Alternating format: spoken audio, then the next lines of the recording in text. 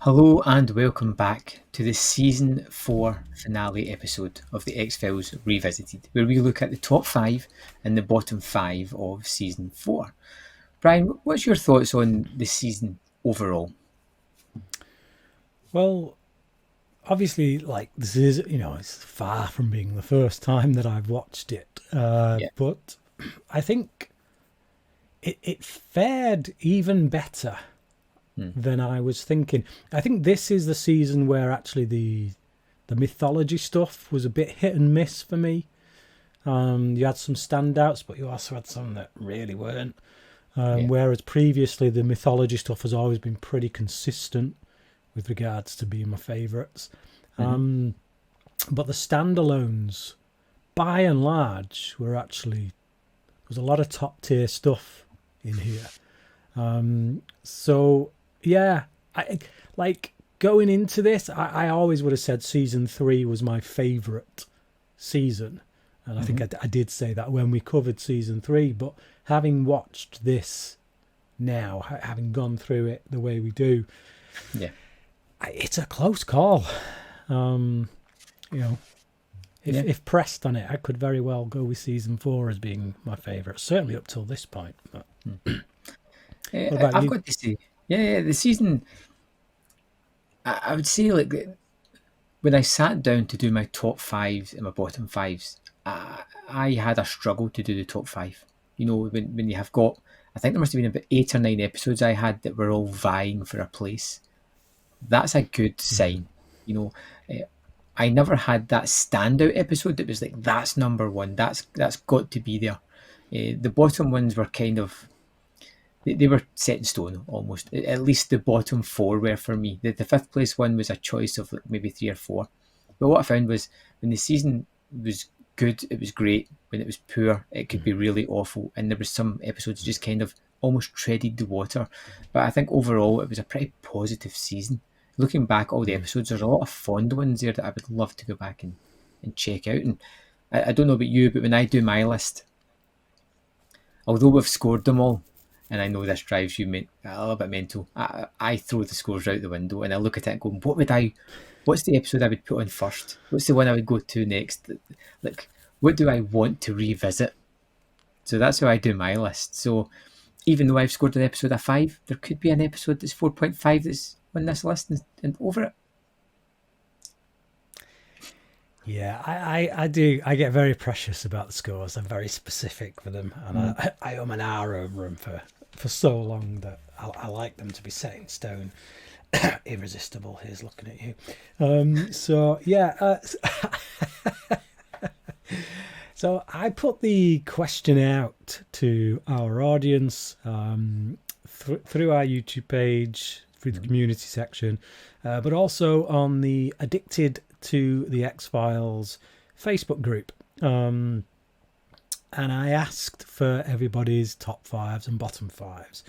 And so before we get into our personal bottom 5 episodes, because as is customary now, we like to start with the worst and then end on a high with Absolutely. not bashing the show, but actually celebrating it. So so before we get to everyone else's top 5s, I will read out their bottom 5s.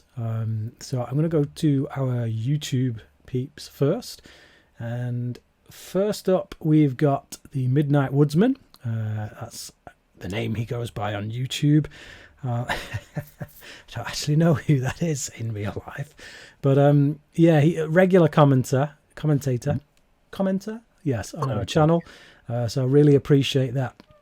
But yeah, worst, he's put number 5, Zero Sum. He says, terrible decisions by Skinner blight this story. It's just too frustrating watching him confide in Mulder and Scully.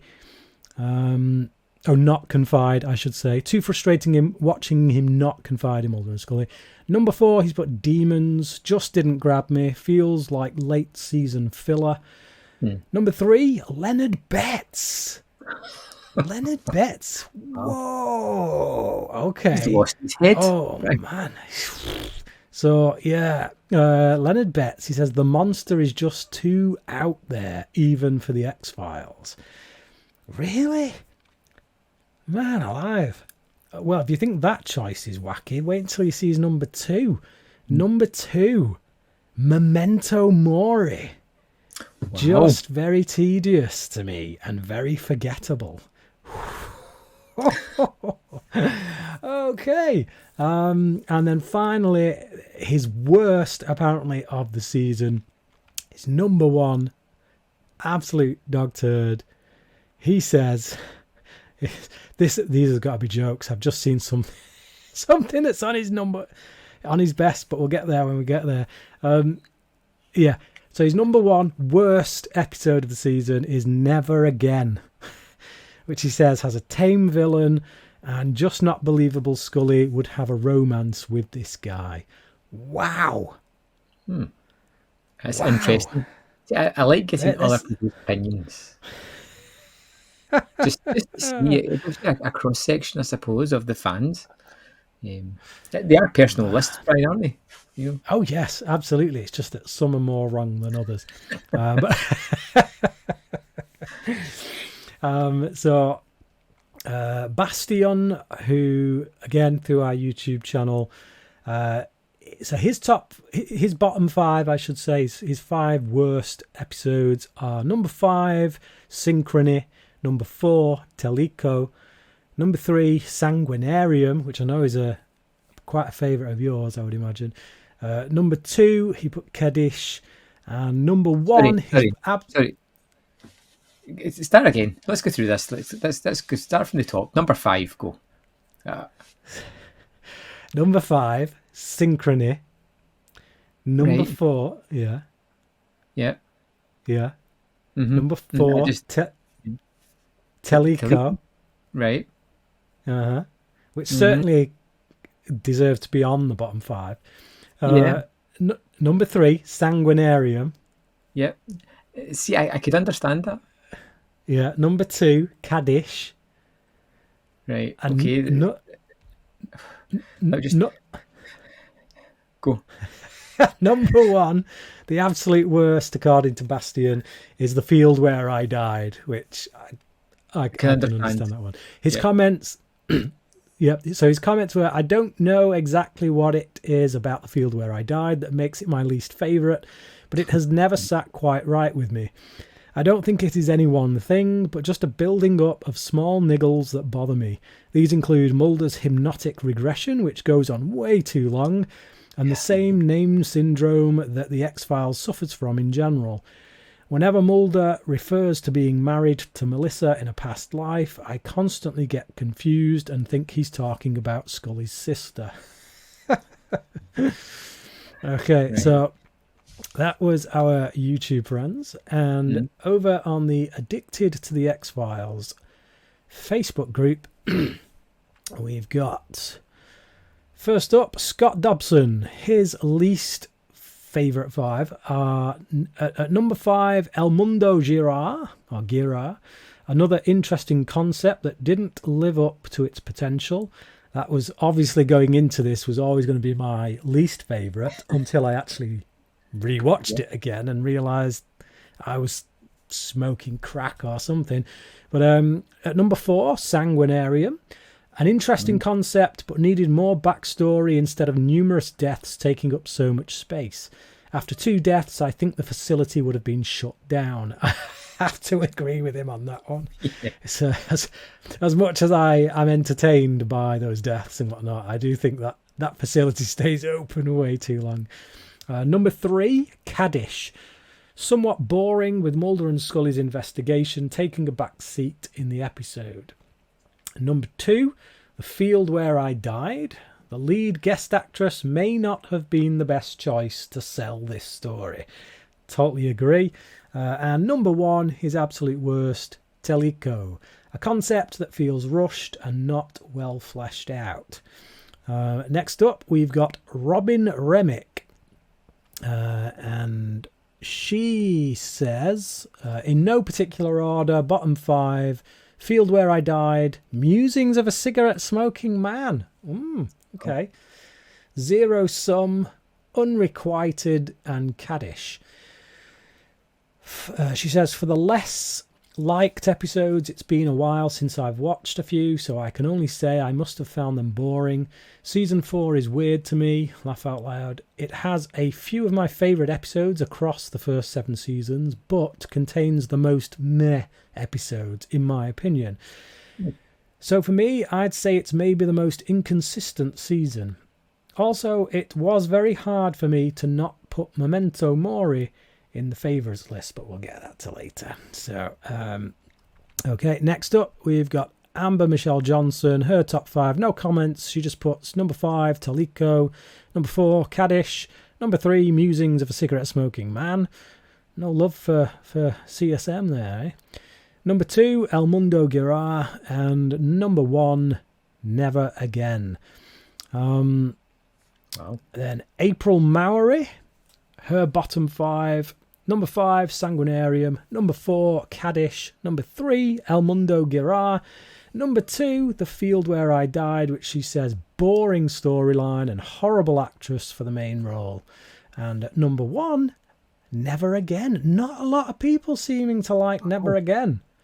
It wasn't my favourite episode, but I would say it was far from being worst of the season. Yeah. So that's incredible. Right, okay. So we've also got Jamie Taylor, but no, she's not given any bottom 5. She's just given her top 5. So we'll get to that a little bit later. But there you go. Thank you, everyone, for those comments. Okay. Well, I started off with the worst. With the number 5. Okay. So my number 5 least favourite episode was Terma. Now, I put this on here because it was the second part of a 2-parter. Yeah? Yeah. And usually these are the ones that are all full of action, they're exciting, everything's kind of coming together, it's tying off a 2-part story. But this is just dull. It's really dull. We got a trip to Russia, we've got Krychek, we've got the black oil, but we've got all these elements that should be like a home run, and it just fumbles so badly. Yeah, totally agree.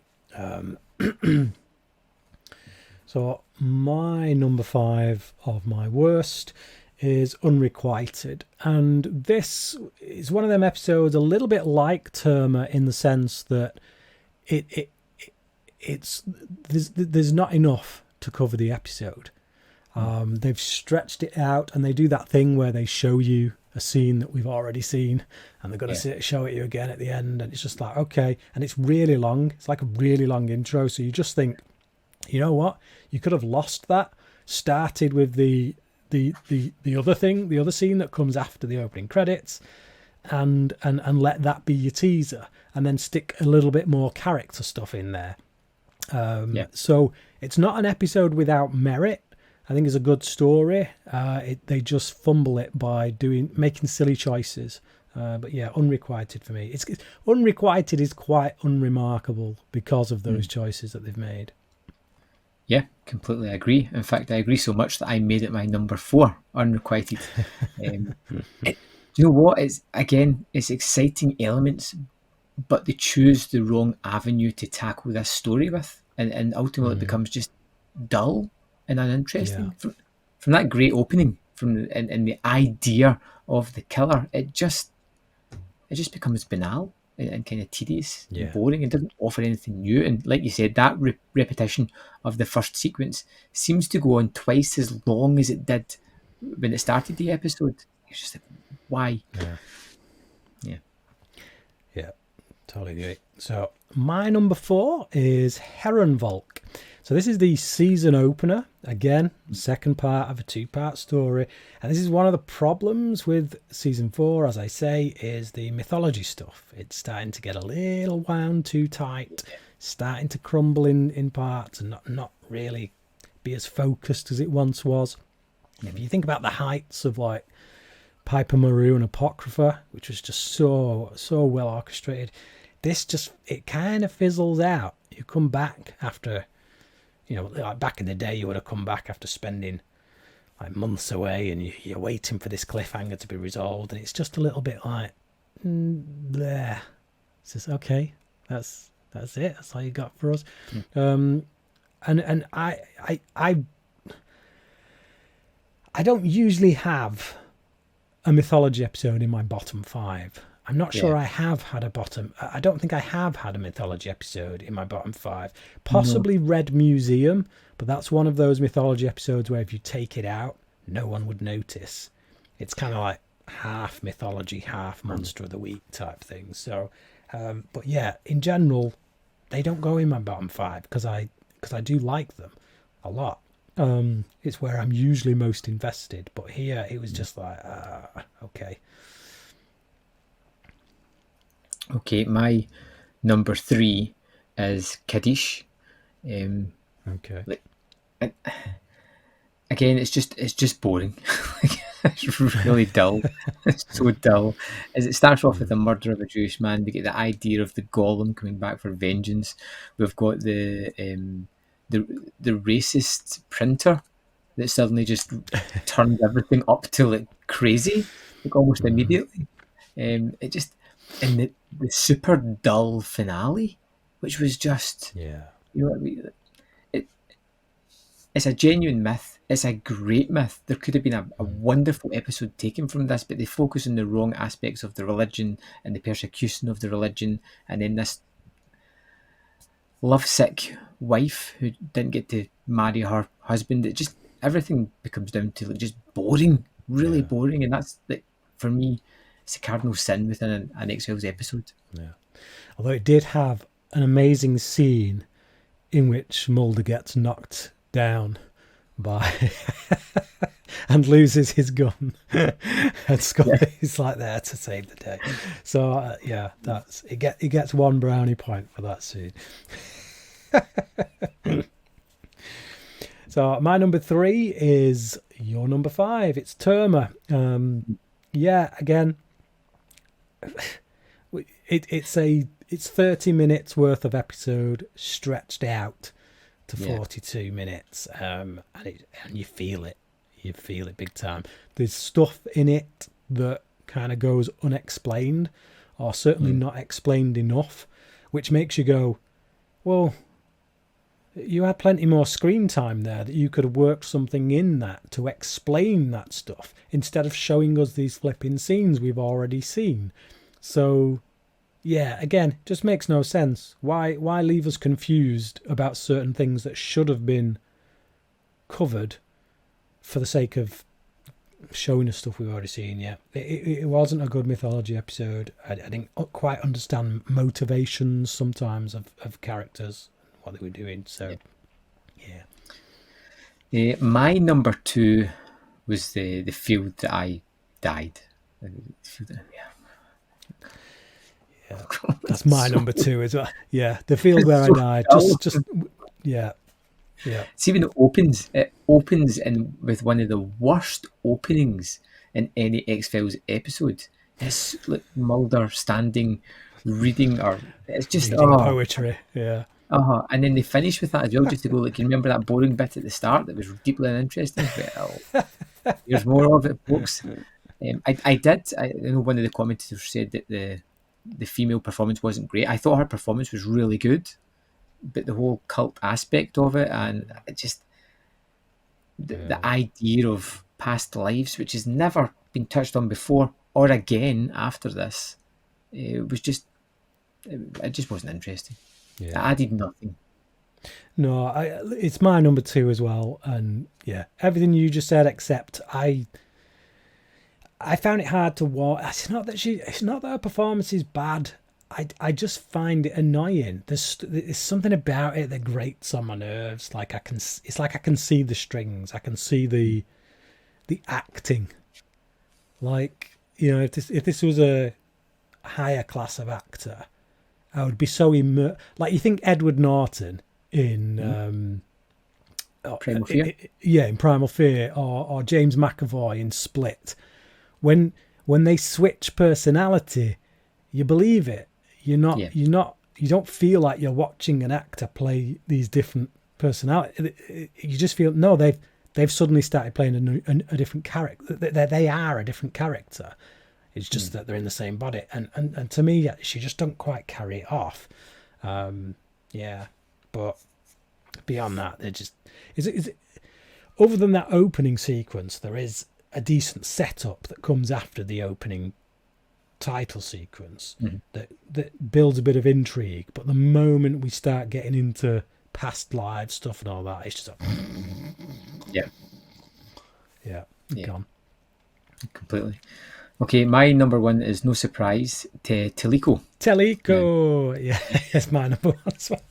Now, I'll tell you something. One thing that kind of is a bugbear of mine is when they do reboots or remakes of great films. So why do they try and remake one of the best episodes of the X-Files with Squeeze, which is, and they're like, what we could do to make it better? Let's be a little bit tone deaf. We'll have this black guy turning people white. And it's full of deeply uninteresting characters, horrible situations, just everything about it just makes me want to cry. Yeah, it was a depressingly dull episode. The monster of the week isn't even interesting.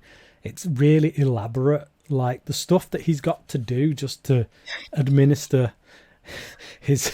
It's like you'd be much better just sticking someone with a needle. It's not a hell of a lot more simple. Yeah, it's just ridiculously convoluted.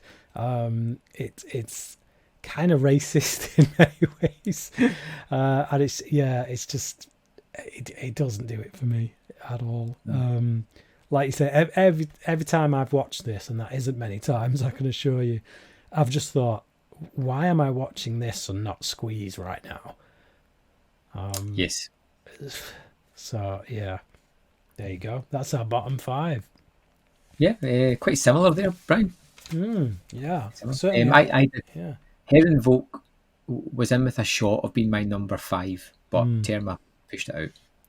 Yeah, I had Kaddish as my number 6. So literally our top 5s are almost identical. If we'd done a top 6, we'd literally have all the same choices in there, just slightly muddled around. So that's pretty good. We're pretty much on the same page with this season, I think. Certainly in the bottom 5 anyway. Yes.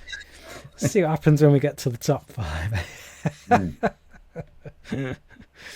Okay, so do you want to hear everybody else's top 5s? Oh yes. Oh, that's captivated. Let's go for it. Yes. So yes. Oh man, Midnight Woodsman, you got some explaining to do, pal. Let's do this. Let's do it. He's got some really good choices on here, all but one. So, like I say, it's all subjective. Yeah. Number 5. Yeah. Number 5, he's put Gethsemane. Fantastic scenery plus an ingenious new way to deceive Mulder. Number 4, he's put Tempest Fugit / Max, because let's face it is just one episode really. Great mystery story, brilliantly unravelled over 2 episodes. Number 3 is Paper Hearts. Brilliantly realistic spin on what might have happened to Samantha. Yeah, absolutely agree. Number 2, prepare yourself for this, Graham. I'm glad you're already sitting down. But number 2 is Teliko. Wow. No way. That's crazy. He says, I love the climax in the cement factory, which is very tense, and also the episode's cheesy music. Now, oh, hang on a sec. Hang on. I've missed something that he said here. So at the top of his comment, he does start with, these are not in ranking order. Okay. Oh, right, okay. But even if they're not in ranking order, that still could mean that Teliko has cracked the top 5. Yeah. And at number 1, but I don't know if it is number 1 because, like I say, it's not in ranking order, is Home. which he says really gets my blood pumping once you realise how formidable the villains are. Yeah, absolutely. So Bastian, he says, my top 5. I think you'll be surprised by my number 1, given your comments in the respective video. I've always really liked it, though. I like that we get another episode focusing on Skinner, which we haven't seen since Avatar, and although it doesn't make much sense, I just think the bees in the wall are very cool. So obviously you can tell from that his number 1 is Zero Sum. But number 5, he's got Terma. Number 4, Small Potatoes. Number 3, Tempest Fugit. And number 2, Max. So yeah. So back over to the Addicted to the X-Files Facebook group. And first up, we have Scott Dobson, who says, number 5, he's put Home. Simply a great horror story. The choice to play the song Wonderful, Wonderful during contrasting violent images was pure genius. Even during an outrageous, disturbing story such as Home, writers Glenn Morgan and James Wong were able to have Mulder and Scully evaluate their lives if they were to ever become parents. Number 4 is Never Again. Although this episode was aired out of order, it was originally scheduled to air before Leonard Betts. It fit nicely as a character study, with Scully appearing as though she was personally dealing with the possibility that she may have cancer. Evaluating her life choices and where they have led her, she and Mulder spend time apart as she investigates a possible case in Mulder's absence, only to discover that she is involved with a possible psychotic man. The time she spends in retrospect and self-evaluation is another testament to Gillian Anderson's acting chops. She can say so much with simple expression. The choice to have no score music during her and Mulder's stalled conversation at the very end is extremely effective. See also Beyond the Sea. Absolutely. Number 3, Unruly. Some consider this another damsel in distress episode for Scully, but it is really an excellent investigative study, as both Mulder and Scully use the evidence that is presented to them in their prospective wheelhouses. Though Scully's tangible evidence and Mulder's paranormal approach, through Scully's tangible evidence and Mulder's paranormal approach, they are both working as a unit to apprehend the suspect at a specific moment, even though they are apart. Mulder uses both his paranormal and Scully's tangible angles in the end to locate Scully. Excellent storytelling. Number 2 is Leonard Betts. In Season 3, Scully discovers a computer chip in the back of her neck and has it removed, a result of her abduction. She also meets women that have experienced similar abductions with removed chips and finds out that one of them is gravely ill with cancer, a possible result of her abduction. Nothing else is mentioned in Season 3 about cancer, and the topic leaves your thoughts. Enter Season 4 with a Monster of the Week story that is bonkers good about a man that requires a diet of cancer to survive, then throw the viewers a twist ending that Scully has cancer. If this episode didn't make you love the series, no episode would. And at number 1, favourite episode of the season, Paper Hearts. David Duchovny and Gillian Anderson act their asses off in this episode. They understand when they have an excellent script and know how to use their chemistry to make the best of a story. Mark Snow's score is both beautiful and sorrowful. That guy knows how to sell a scene, such as when Mulder is examining bones to determine if they belong to his sister by a broken collarbone. The music and acting make it palpable. Scully says to Mulder, "You said it yourself once. A dream is an answer to a question we haven't yet learned to ask." Excellent series continuity, referring to a line Mulder stated in Season 2's episode Aubrey. Oh, and an excellent performance by Tom Noonan as the understated child serial killer. Chills. And Robin Remick, she says her top 5 are Unruly. Interesting concept with perfect casting choice for the antagonist with a bit of shippiness. Is that a word? Thrown in. Number 4, shippiness, as in shippers. And, yeah, shippiness. Yeah. So At number 4, Paper Hearts somehow manages to be both an X-File and true crime that tugs at the heartstrings. Number 3, Never Again. Get to see Scully in a different light and awesome tattoo. Got the same tattoo as my first at 17 years old. Wow. Okay. Number 2, Home. Disturbingly well written, but still had tender moments. And at number 1, Small Potatoes. Darren Morgan. Shippy and yet hilarious. Amber Michelle Johnson. Her top 5 are Home, Demons, The Field Where I Died. She does admit, she says, I know a lot of people don't like this one, but I personally loved it. Okay, that's fair enough. It's all subjective. Number 2 is Paper Hearts, and number 1 is Memento Mori. April Maori. Number 5 is Unruly. Number 4, Tempest Fugit and Max. Number 3, Small Potatoes. And number 2 is Demons. Okay. Wow. Yeah. All right. Number 1 is Paper Hearts. And yeah, here we go. So, final one, Jamie Taylor. She says the top 5. I don't know if this is in any kind of order. She's just listed them, but Unruly, super interesting story idea, and of course the Scully in Danger, Mulder to the Rescue eps are great. The Field Where I Died again. No explanation necessary. I think there is, Jamie. I think there is some explanation necessary.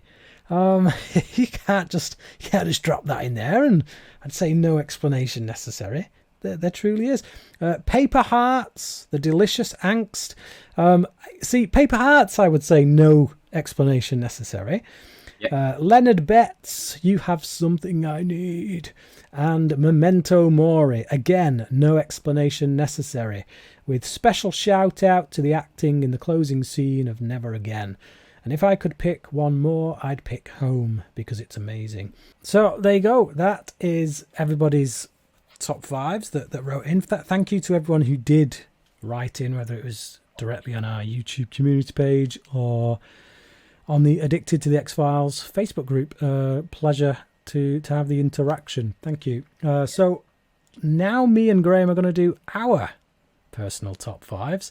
And as Graham started on the worst ones, I'm going to start on the best ones. So my number 5 is Memento Mori, a really great conspiracy episode, mythology episode, probably the first decent mythology episode, proper mythology episode of the season. Great character stuff, relational stuff with Scully and all the people around her, Mulder running around trying to save her. It's just, yeah, this is like the opposite to Terma in the sense that it feels like this could have actually been stretched out over more running time, because it just felt that dense, really. So yeah, that's my number 5. Okay, my number 5 is Unruly.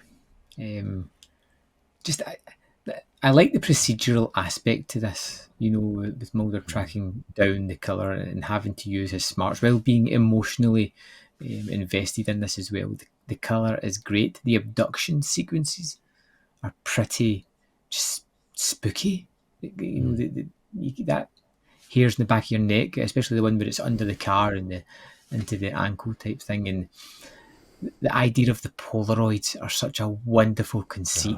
These strange twisted images, like when they get the phone call going, look out for a really tall man, like just as the guy walks in on the stilts is just wonderful.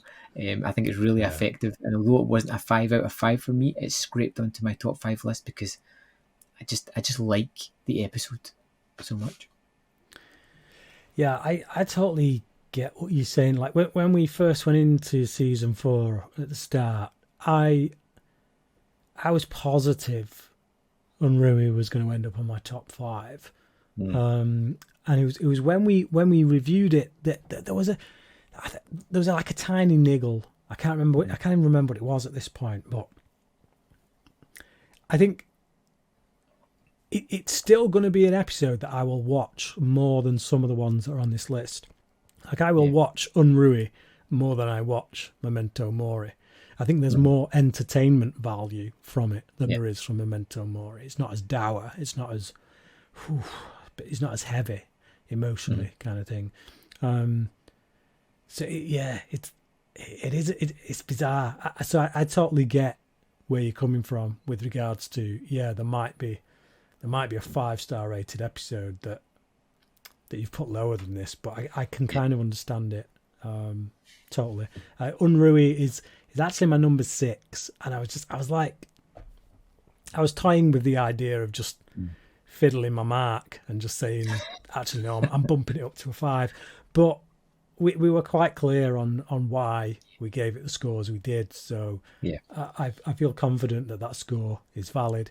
So it just missed out on cracking my top 5. But my number 4 is Small Potatoes. This is a Darren Morgan episode, in the sense that Darren Morgan is in it. So it's written by Vince Gilligan, obviously, who would go on to with great success with Breaking Bad. And it's hilarious. It's character driven. It paints these really vivid pictures of who Mulder and Scully are, simultaneously mocking them and yet kind of being quite truthful about their characters. It's just it's a stroke of genius, and it's quite fitting that Darren Morgan should be in it, because it does feel like a Darren Morgan episode. It feels like the kind of episode he would write. So great stuff. Okay, my number 4 is the always popular Sanguinarium, which again we spoke about, and it just fits into the wheelhouse of things that I love. The kind of strange rituals, the gore-filled sequences where they really do push the gore for like a TV show. The idea behind it, the kind of sting in the tail of the Doctor who's going to move on and continue to do these weird practices. Everything about it was just fun. The red herrings, how it leaned towards it being a certain character. The bathtub sequence, which was just awesome. Just so many things about it were just bloody, gory, quirky. My kind of show. Yeah, I specifically remember the metal dildo thing. There was a bit of a visual gag with that. It's supposed to be a surgical tool, but it's just like, man alive. Didn't crack my top 5, but I did find it highly entertaining, and it does. I do find it odd that it does end up on so many people's bottom 5 of the season. But yeah. So my number 3, and I do this every season, is actually 2 episodes. It's the Tempest, Fugit and Max 2-parter. I've said before, I think this would have made a great first X-Files movie. Something that's got a little bit of the mythology stuff peppered in for die-hard fans, but not so much that it alienates new fans. I just think, throw a bit more money at this and stick it on the big screen, and you've got a brilliant first X-Files film. It just works. It just works from start to finish. It's a really engrossing kind of mystery. It's got a genius idea, genius concept behind it about the being abducted mid-flight, and then the reasons for that plane crashing. It's all really well handled, and rest in peace, Agent Pendrell. Which you spoiled for me. And on to my number 3, which is Paper Hearts, which talking about Teleco and how it was kind of rip off of Squeeze, you could say that Paper Hearts is a sort of spiritual sequel to Almost Beyond the Sea.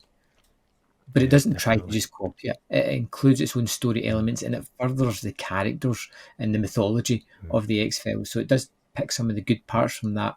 You get Tom Noonan, who is just fantastic.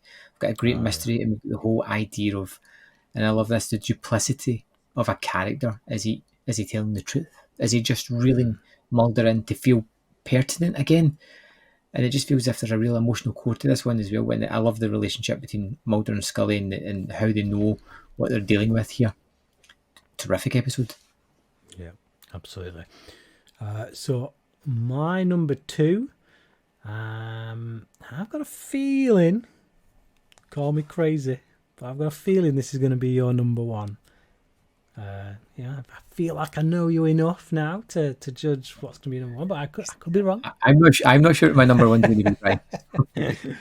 You're going to change it now just to mess with me.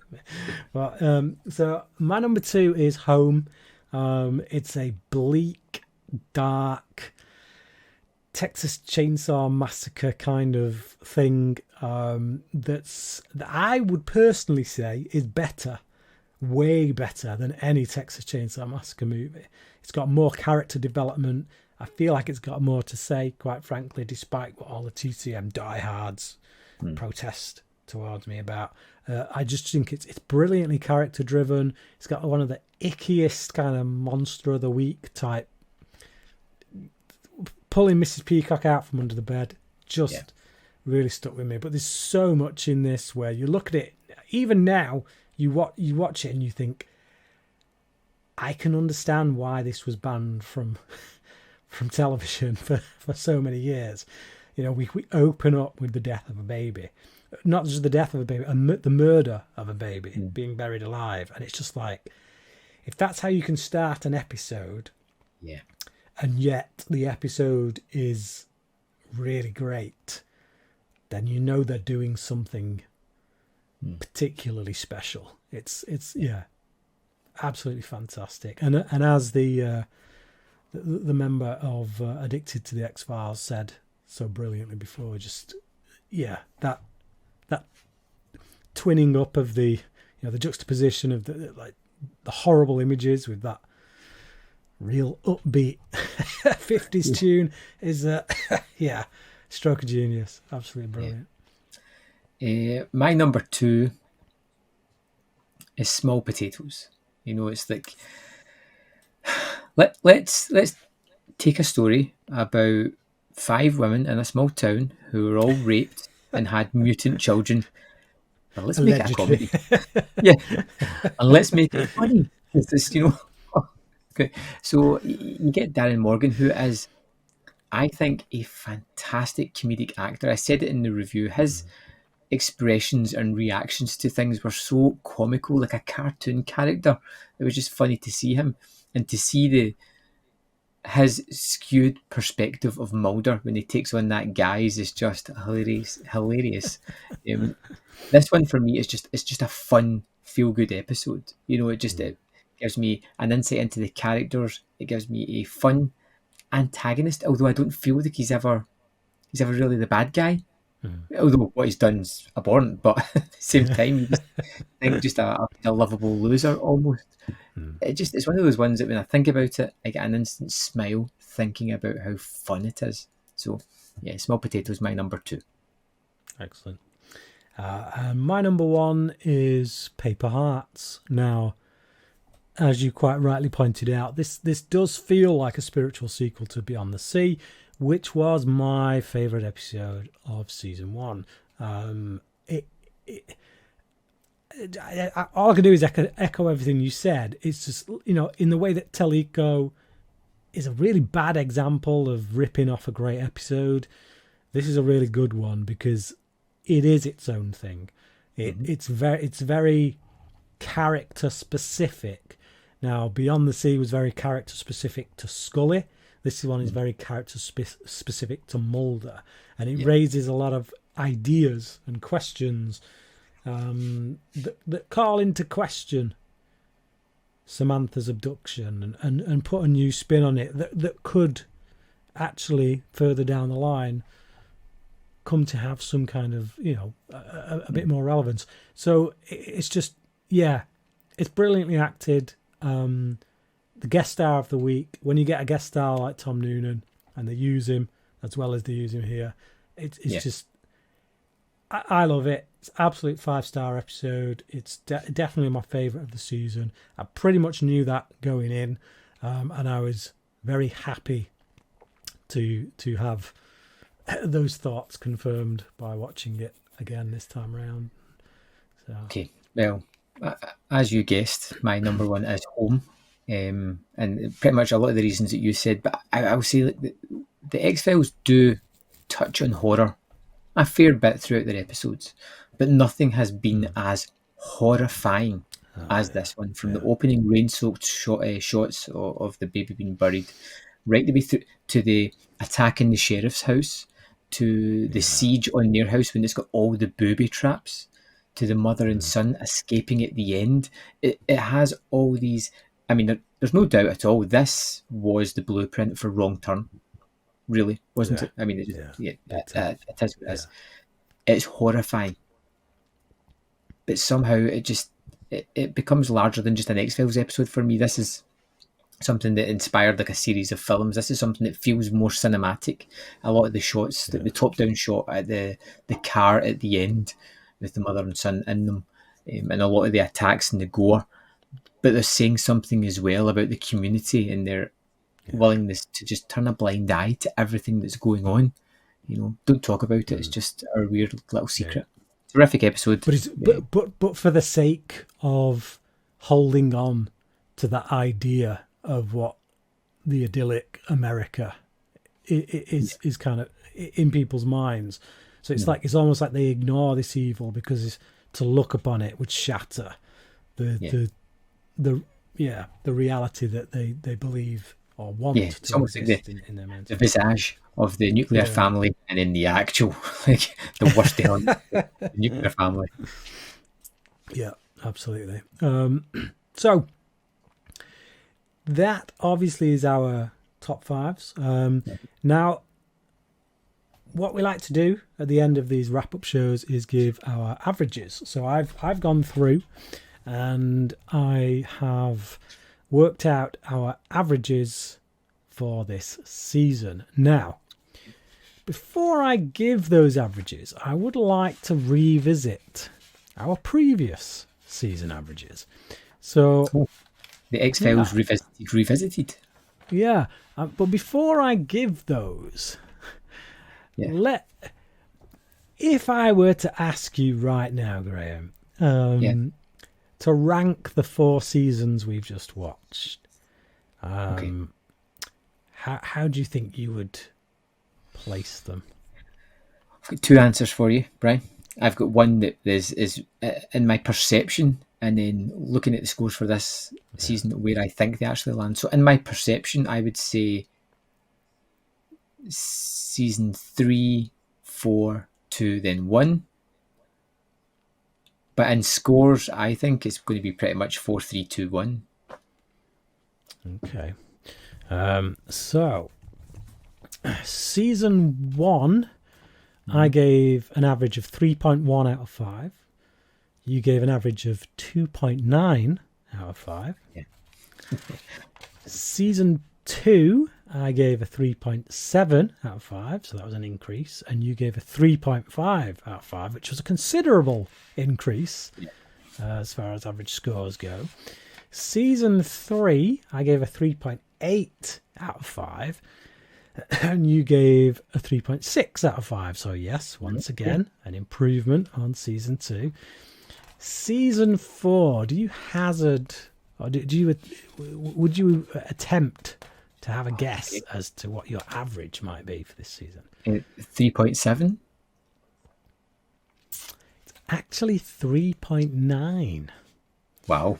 Okay. So it's considerably higher, to be honest. So certainly if you go from season 1 to season 4, you've got your 2.9 average from season 1 to a 3.9 average on season 4. So my average score for this season is 4 out of 5, just bang on 4 out of 5, which, yes, as you said, the reality is that we would both rank these 4 seasons 4, 3, 2, 1.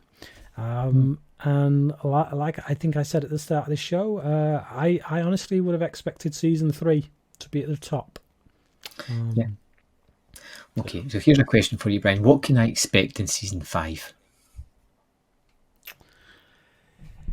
I think you can expect that the mythology stuff, on the whole, I think is definitely better than what we got in season 4.